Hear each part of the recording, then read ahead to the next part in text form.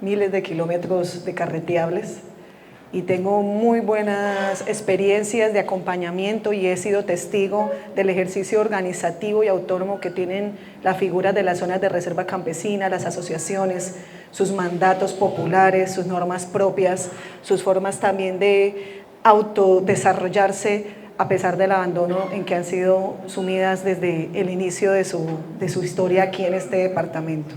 Un saludo también y un agradecimiento muy especial a nuestros colegas de las instituciones de gobierno, sé que han estado muy activos, hay aquí cuántas entidades que han participado en estos 2 días.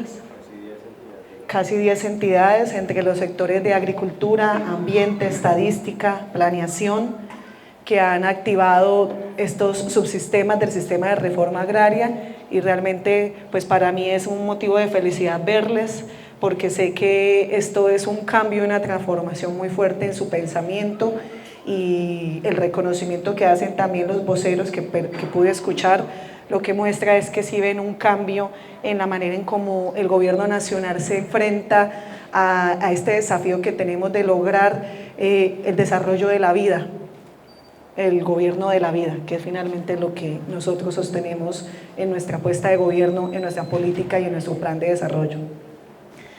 Todos los días son de cambios en este gobierno nacional, todos los días. Llegar a este punto en el que hay 10 entidades, no es 10 funcionarios, hay muchos más. Y de hecho hay funcionarios que tienen distintas competencias en distintos niveles y grados de resolución. Llegar a este punto en el que estamos activando esta asamblea de reforma agraria, este sistema de reforma agraria en el Caquetá, llegar a este punto en el que no solamente es una sola entidad viendo por separado o tratando por separado de resolver los conflictos de un territorio tan extenso y con tanta población, sino ver cómo nos articulamos y cómo cada uno pone una pieza en ese rompecabezas para tratar de construir una solución a los problemas, pues es una transformación enorme. Ha sido 1 año y medio de tratar de cambiar las cosas y de cambiarlas en la realidad.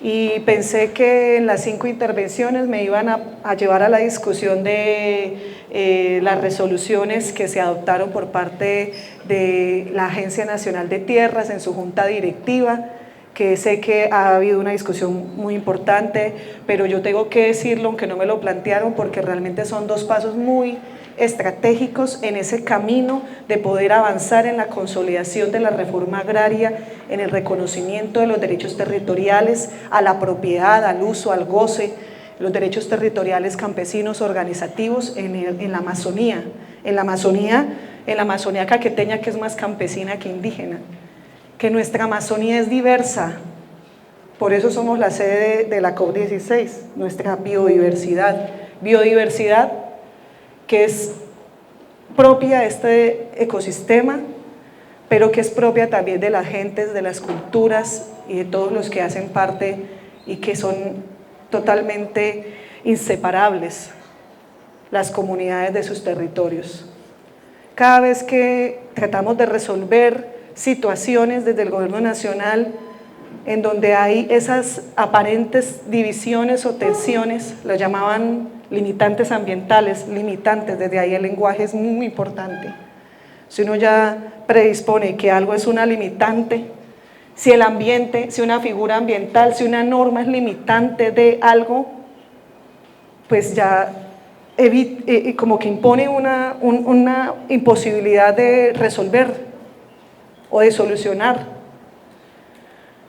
Cambiar esa idea de que esto es una limitante, transformándola, haciendo una nueva percepción política del problema socioambiental, a entender que más que una limitante es un deber ser en el que estamos de acuerdo.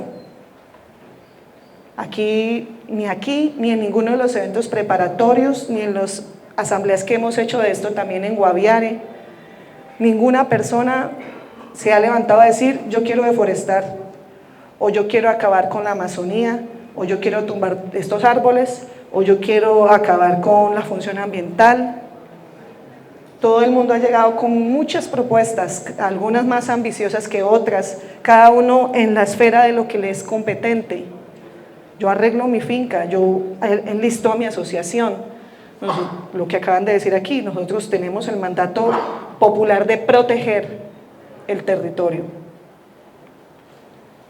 Entonces, si estamos de acuerdo, avanzar en que el Estado, en que sus políticas públicas, en que sus decisiones, en que las leyes, en que lo que podemos invertir ayude a canalizar esos puentes que tenemos que tejer para lograr realmente la sostenibilidad del territorio, una sostenibilidad en donde la vida es una sola. Yo trato de sintetizarlo de esa manera. No hay una vida que valga más de la otra, no hay manera. La vida es sagrada y punto. Y la vida es una misma en un territorio como este, una misma la vida del árbol, la vida del dosel que se ve divino desde el aire, que ustedes lo ven divino desde la tierra, la vida del río, la vida del suelo, la vida de las vacas, la vida de las personas, la vida del territorio. Entonces me llena de mucha satisfacción saber que a pesar de las circunstancias, que somos muy conscientes desde el gobierno nacional, y por eso la presencia del Estado colombiano aquí es para decirles que estamos jugados por esta apuesta de hacer esta reforma agraria con ustedes.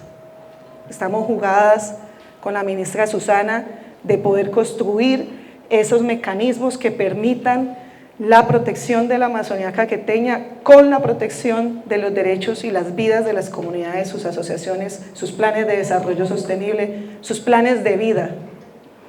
Ese desarrollo sostenible es de nosotros, ¿no? Pues para ustedes no es un plan de desarrollo, es un plan de vida, es una decisión política, colectiva, histórica.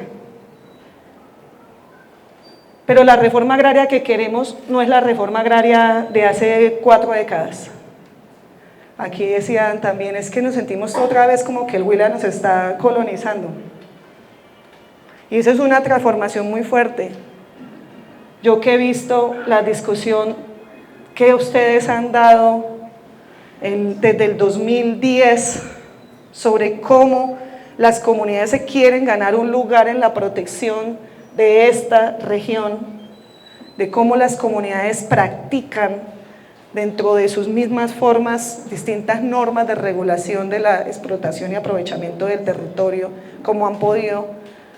Yo en eso he visto también un cambio de cultura y de pensamiento, porque aquí es el pensamiento y la cultura del colono.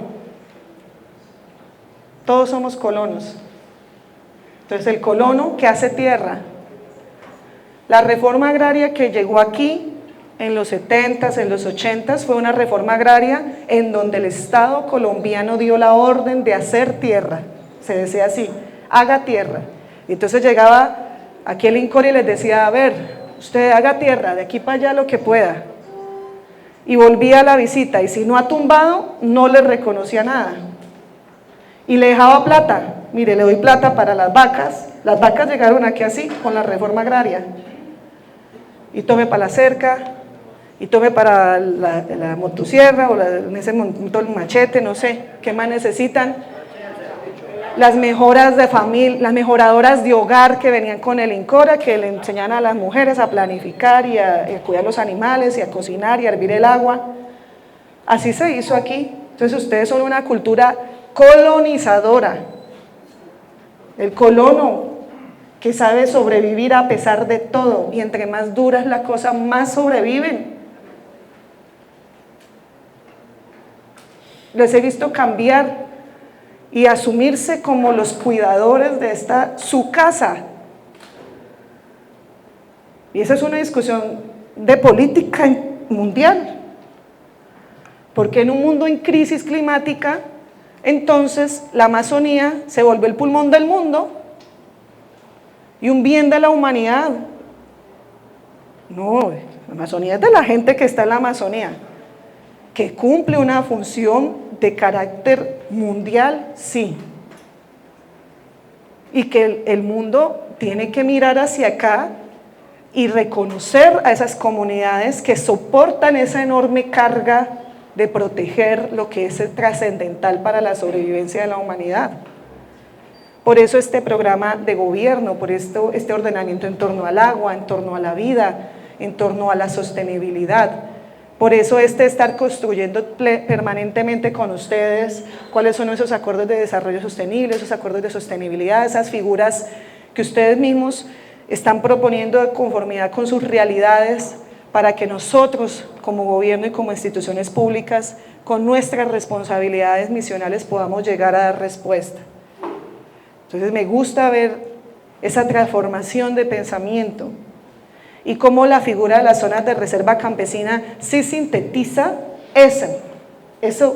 Nuestro programa de gobierno en lo micro es un plan de desarrollo sostenible de una zona de reserva campesina. Y esa zona de reserva campesina que no solamente está pensada para la resolución del conflicto territorial o para la protección de la agricultura familiar campesina, de la propiedad campesina, o para la protección frente a estas tensiones que tenemos y poder construir puentes en donde el Estado tiene que invertir en esas líneas para tratar de que las actividades que la agricultura familiar campesina haga y su ganadería sean sostenibles más hoy, sino también es una figura de resistencia frente a la guerra. Y así nacieron en los 90s y así será. Entonces, yo quiero decirles que nuestra reforma agraria de hoy es esa reforma agraria que busca garantizar la transformación de estos territorios, una transformación que dignifica la vida de las comunidades históricamente olvidadas, excluidas, empobrecidas. Es una reforma agraria que busca dar al menos la seguridad y tranquilidad de que nadie va a ser desplazado por una decisión estatal, sino que el Estado es para garantizar el derecho a la propiedad, a la pervivencia, a la libertad, y ahora desde la reforma que hicimos de la Constitución en este artículo 64 constitucional que reconoce el deber del Estado de proteger los derechos campesinos. Ustedes deberían imprimirlo, yo lo he dicho varias veces, vuelvo y lo digo, imprimamos ese artículo 64 y que la gente lo pegue en su finca, en sus casas de madera, que las conozco bien, al lado de la imagen del Divino Niño. Y cada vez que venga un actor armado, sea legal o ilegal, se lo muestran. El derecho a ser campesino. Pero aquí nosotros tenemos una preocupación como gobierno nacional, porque sí, hemos venido escuchando y observando cómo está evolucionando las discusiones y negociaciones de paz. Lo hemos puesto en conocimiento del Alto Comisionado de Paz, el doctor Uti Patiño, lo hemos discutido con algunos de los negociadores de gobierno. Bueno, aquí está Rodrigo, está a título de alguien al que le duele la Amazonía más que de paz, no sé cómo se presentó. Pero igual Rodrigo no está en esta negociación, no está en esta. Pero lo hemos planteado al presidente de la República, lo hemos discutido con la ministra Susana, con el ministro Velázquez, sobre la necesidad de que ese diálogo de paz se sienta en los territorios. Y ya la Comisión Negociadora de Gobierno ha venido haciendo una propuesta y la ha empezado a implementar, de territorializar esas negociaciones. Con ELN ya empezaron a hacerlo, porque yo estuve en la visita del Consejo de Seguridad de las Naciones Unidas y todas las personas que hablaron, todas dijeron que había un divorcio entre la voluntad de paz en las mesas de negociación y las órdenes que los grupos daban en territorio. Y eso nosotros no lo podemos permitir, porque de buena fe hay un gobierno que cree en la paz, de buena fe, como deben ser las negociaciones. ¿Sí? Aquí todos estamos discutiendo sobre problemas que tienen que ver con la vida de ustedes, que tienen que ver con la vida de la humanidad, con la Amazonía, con las funciones públicas, y todos de buena fe, sobre la mesa, todas las cartas. En la paz con mucha mayor razón. Y la gente llegó ante el Consejo de Seguridad de Naciones Unidas y dijo: tenemos que ser escuchados en los territorios. Nosotros le hemos planteado que tiene que haber esa discusión. Lo estuvimos hablando también con la Comisión de Paz del Congreso, ayer estuvimos también con la bancada de gobierno del Congreso de la República del Pacto Histórico y lo planteamos y pareciera que yo hubiera escuchado el pensamiento de uno de los voceros que hubo aquí o al revés, al final estamos conectados en el pensamiento. Que nunca, ni siquiera en los peores momentos se habían pedido entrar a las entidades de tierras a hacer su trabajo.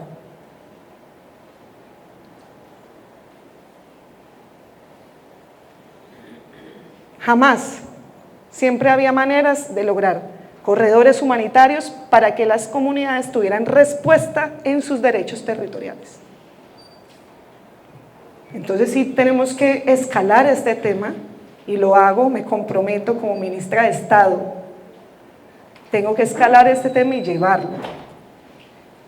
Y tengo que pedir que acá venga y acá se territorialice y hablemos francamente. Vamos a hacer la paz total y exigir el respeto absoluto a la vida de las comunidades, a su autonomía. La protección y el respeto absoluto a sus líderes y autoridades. No puede ser que en un momento en que tenemos voluntad de paz, un gobierno que lo ha demostrado, no podamos estar a la altura de esto. ¿Estamos de acuerdo no en hacer reforma agraria en el Caquetá? Una reforma agraria de este siglo, que es la que ustedes y nosotros hemos construido. Una reforma agraria que enriquezca a las comunidades con unas mejores prácticas, donde haya presencia del Estado, de los sectores sociales y económicos. Cosas revolucionarias, que haya derecho a la educación, a la salud, al uso y goce y protección de los derechos sobre la tierra, a que se cumpla la ley. Ni siquiera estamos cambiando las leyes, es cumplir la ley. A que la gente tenga derecho a cambiar la práctica de su vaca como la ha tenido siempre porque no ha tenido más opción, a poder hacer arreglos de ganadería sostenible que serán cada vez más intensivos. Yo no soy veterinaria, ni agrónoma, ni ambiental, pero uno diría, hay muchas formas, yo he visto varios mecanismos de ganadería sostenible, de la más sencilla que ustedes hacen todos, de separar los cuerpos de agua, de proteger los caños, de lotear, de mover, hasta las más intensas. Me imagino que los que estén en parques tendrán que negociar con parques qué transiciones estarán de acuerdo en hacer, hasta unas ganaderías que puedan ser, y por qué no podemos hacerlo aquí. Aquí está contratado WWF, no sé si hay alguien de WWF, el Ministerio de Agricultura para la implementación del programa de ganadería sostenible. En los lugares más estratégicos, de más biodiversidad, de mayor protección, que nadie más que ustedes lo tienen más claro, poder hacer unas ganaderías regenerativas de alta tecnología o punta, de alta inversión, y ¿por qué no? ¿Por qué no? Luego solamente la gente más rica, los ganaderos más grandes de Colombia que lo pueden pagar, lo pueden hacer. No, eso ya está inventado. Aquí tienen un Ministerio de Agricultura que quiere hacer reconversión de ganadería y que esa ganadería es mucho más rentable y productiva si es que a números nos vamos. Si es que nos vamos, al final yo digo en nuestro sector el tema es de plata, siempre. Y la gente tiene un sentido común en querer hacer bien las cosas. Y hemos propuesto otras alternativas, cosas que son incluso más enriquecedoras que la ganadería. Todo el tema de los forestales no maderables, todo el tema de la bioeconomía, de los productos del bosque, que para ustedes eso no estaba porque en la mentalidad colona eso no existía. Y si a alguien hay que meter preso, deberían ser a los políticos que en su momento hicieron las leyes de reforma agraria, no a la gente de acá. A la gente no hay que joderla, perdónenme la expresión. Hoy vamos a enmendar eso y lo que necesitamos es la voluntad y la tenemos. Caminos los hay.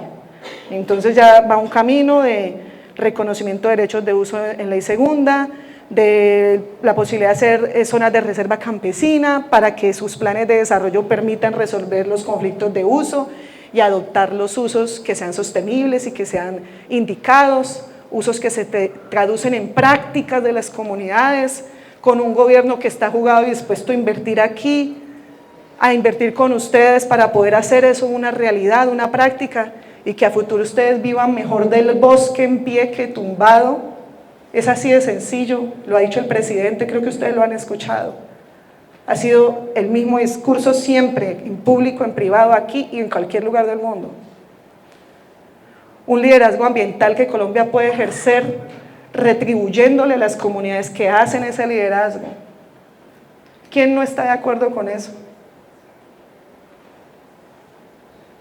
Sería terrible que ustedes no estuvieran de acuerdo, pero ustedes, que son los que van a tener que trabajar todos los días en hacer una ganadería sostenible o cambiar sus prácticas, si lo quieren hacer, pues a nosotros nos toca hacer caso y cumplir nuestro mandato, nuestras funciones legales. Entonces sí, me llevo esa tarea de poder escalar este tema de esta reforma agraria en las instancias de paz. Me llevo la tarea de pedir que aquí también vengamos con el alto comisionado, a dar también un diálogo con ustedes. Me llevo la tarea también de poder generar cada vez una mayor presencia institucional. Entonces yo desconocí que la Agencia de Desarrollo Rural no estaba aquí, entonces tiene que estar aquí, y de hecho no pude ahora por temas de tiempo ir, pero va a estar en una misma sede todas las entidades de mi sector. ¿Cómo se llama la sede? La sede de Agrosavia aquí en Florencia. La sede de Agrosavia que está aquí en Florencia, que es grande. La idea es que ahí estén todas las entidades de nuestro sector, o sea, estará LICA, estaría la Agencia de Desarrollo Rural, la Agencia Nacional de Tierras, pero por supuesto, entonces, ¿cómo vamos a desterritorializar nuestra política? Aquí el tema va de la mano con el tema económico, tenemos una necesidad enorme, y un potencial, más que una necesidad, un potencial, una de las cuencas lecheras más importantes del país. En un país con hambre eso es muy valioso, y yo sé que cuento también incluso con las asociaciones y lecheras y las cooperativas lecheras que incluso aquí están también planteando apuestas fuertes sobre temas de reconversión productiva.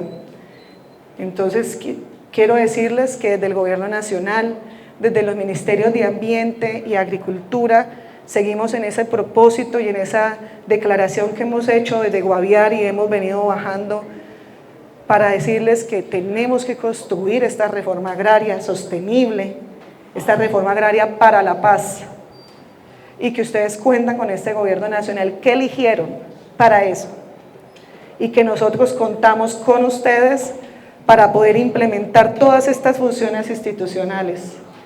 Seguro no vamos a echar atrás lo que ha ocurrido en 3 décadas, pero sí podemos generar unas apuestas y unas resoluciones estratégicas que den posibilidad que la juventud cambie esa forma de hacer las cosas.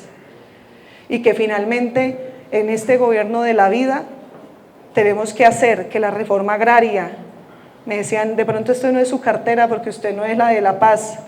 Yo tengo que decirles que para este presidente de la República, para el doctor Gustavo Petro, este gobierno, todo es de la paz.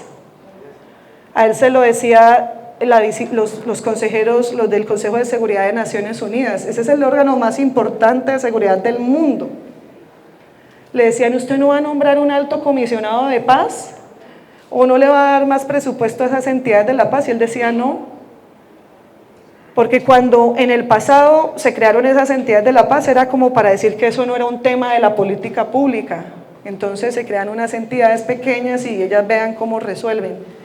En este gobierno yo soy el alto consejero de paz, lo dijo el presidente, y todo mi gobierno y toda mi política pública es para la paz, y si no, ¿qué sentido tiene haber llegado ahí? Nos ofrecemos con la ministra Susana como canalizadoras, porque digamos con las dos compartimos esta enorme preocupación, no somos ni las madrinas ni más faltaba, somos las dolientes. Estamos muy pendientes de todo lo que pasa acá, siempre, y necesitamos demandar también de todas las actores y fuerzas vivas de este territorio que también se unan en esta urgencia de poder mejorar las condiciones de vida y de pobreza del Caquetá. Muchas gracias. Colombia, potencia de la vida.